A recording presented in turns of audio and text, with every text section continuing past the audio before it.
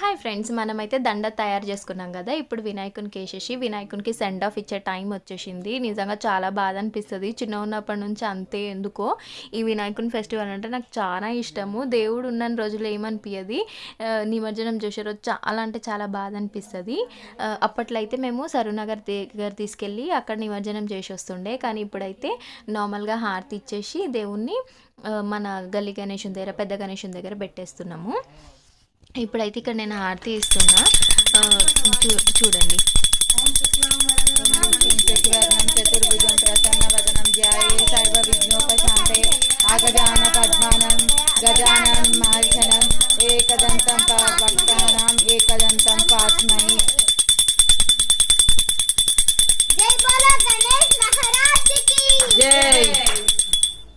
Video నచ్చితే like చేయండి, నా ఛానల్ని సబ్స్క్రైబ్ చేసుకోండి. జై బోలో గణేష్ మహారాజ్ కి జై.